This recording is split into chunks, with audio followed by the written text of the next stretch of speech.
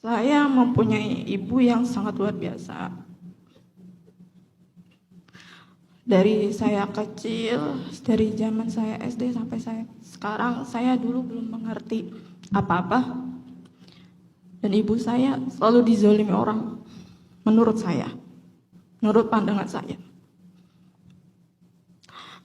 Sekarang saya sedang merasakan kegelisahan dengan orang tersebut yang telah menjolimi ibu saya. Sampai saya memutuskan untuk memutus silaturahmi. Padahal dia masih saudara saya. Saya bingung harus bersikap seperti apa. Kalau kepada saya sih saya nggak apa-apa. Tapi saya jujur nggak ikhlas kalau itu terjadi kepada ibu saya. Tapi ibu saya diam aja gitu. Digituin diam, nggak pernah banyak ngomong. Tapi saya sebagai anak, saya nggak terima, Ustaz. Saya nggak terima. Dan bahkan saya pernah merasa dendam kepada orang tersebut. Tapi mungkin karena melihat keikhlasan ibu saya, jadi hati saya luluh lagi. Ibu saya kuat, tapi saya sebagai anak melihat saya tidak kuat, Ustaz. Saya mohon bimbingannya, Ustaz. Saya harus bersikap seperti apa kepada orang tersebut. Saya sudah berbicara pada orang tersebut, tapi orang tersebut malah salah terima pada ucapan saya. Saya dari dulu masih kecil, belum bisa melawan. Sekarang saya sudah dewasa. Melihat ibu saya diperlakukan seperti itu, saya nggak terima, Ustaz. واصبر على ما يقولون واهجرهم هجرا جميلا وذرني والمكذبين أولي النعمة ومهلهم قليلا.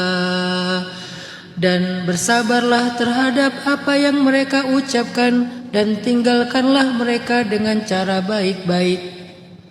Ada dua perintah Allah di sini terhadap orang-orang yang menyakiti kita dan keluarga kita dengan lisan mereka. Pertama, wasbir ala ma yaqulun, bersabarlah terhadap ucapan mereka. Maksudnya jangan balas ucapan mereka dengan keburukan yang sama. Itu artinya sabar. Mbak siapa tadi namanya?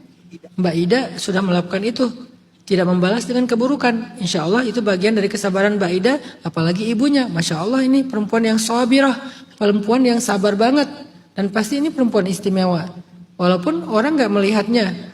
Kan keistimewaan seseorang gak dilihat dari ilmu aja, tapi dari amalan-amalan rahasianya, termasuk kesabarannya. Ibunya Mbak Ida itu orang hebat loh, orang istimewa loh, karena beliau sabar sekali.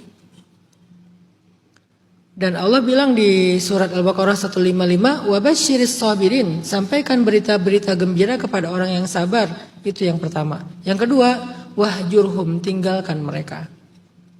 Jadi kalau Mbak Ida gak mau ketemu dengan mereka, karena gak mau semakin terusik, gak mau semakin terganggu, itu memang perintah Allah, wahjurhum. Dan itu bukan memutuskan silaturahim. Apalagi dia belum berubah. Setiap ketemu, dia akan menyakiti kita dengan lisannya. Atau kadang-kadang kalau ketemu, di depan dia baik-baik, tapi di belakang dia akan membicarakan kita. Ada tipe orang yang kayak gitu. Pas di depan tuh kayak manis banget, jadi ngorek-ngorek terus masalah kita. Tapi di belakang masalah itu dibicarakan, bahkan dibumbuin dengan fitnah-fitnah. Karena saya juga pernah kayak gitu. Di depan saya tuh kayak bagus banget ngomongnya, baik banget. Kayak orangnya tuh respect banget sama saya. Jadi saya jadi nyaman kan ngobrol sama dia kan. Walaupun saya gak pernah ngomongin rahasia saya, tapi lebih kayak sibuk apa sekarang, begini-begini, tinggal di mana sekarang, dan segala macam. Sebetulnya itu informasi yang kemudian dijadikan bahan untuk memfitnah. Sombong, apalah segala macam. Ada tipe orang yang kayak gitu. Jadi ketemunya kita dengan dia banyak mudaratnya ketimbang maslahatnya. Sehingga Allah bilang wahjurhum, tinggalkan mereka. Hijrah itu artinya pindah atau pergi atau tinggalkan. Jadi Mbak Ida, kalau itu kondisinya dan itu niat Mbak Ida untuk tidak ketemu dengan dia, itu bagian dari hijrah yang memang dianjurkan demi menjaga maslahat supaya tidak muncul mudarat antara kita atau menjadi nambah dosa bagi dia. Kalau ternyata dia udah minta maaf, apakah ada kewajiban kita untuk selalu ketemu dia? Tergantung. Kalau dosanya berat banget, rasa sakit yang diberikan itu belum hilang sama sekali atau masih ada tersisa di hati kita, tidak ada paksaan untuk kita harus langsung ketemu. Karena Nabi pernah sakit hati sama Wahsy. Karena kesalahan yang fatal, Wahsy pernah membunuh Hamzah. Ketika Wahsy masuk Islam, Nabi menerima Islamnya. Nabi memberi dia zakat dan berbagai macam kebutuhan dia. Tapi Nabi bilang gini, Wahsy, kalau kamu bisa menghindar dari saya, menghindarlah. Kenapa? Apa Nabi masih dendam? Enggak. Apa Nabi tidak memaafkan? Memaafkan. Kenapa enggak mau ketemu? Setiap ngelihat Wahsy, Nabi teringat tentang Hamzah. Dan itu semakin menyakiti perasaan Nabi. Luka itu butuh waktu buat sembuh. Meskipun kita sudah ikhlas, dia tetap butuh waktu untuk sembuh. Meskipun kita sudah memaafkan, dia tetap butuh waktu untuk sembuh. Maka biarkan dia sebentar sampai itu sembuh. Gak ada salahnya untuk menjaga jarak sampai kita bisa netralisir lagi. Gak bisa juga kita terlalu perfeksionis mengatakan, kan katanya udah dimaafin, kok gak mau ketemu? Kamu gak bijak ya memahami tentang perasaan. Karena makanya jangan gampang melukai orang terus minta maaf, melukai terus minta maaf. Memang segampang itu membolak-balikan hati. Gak segampang itu.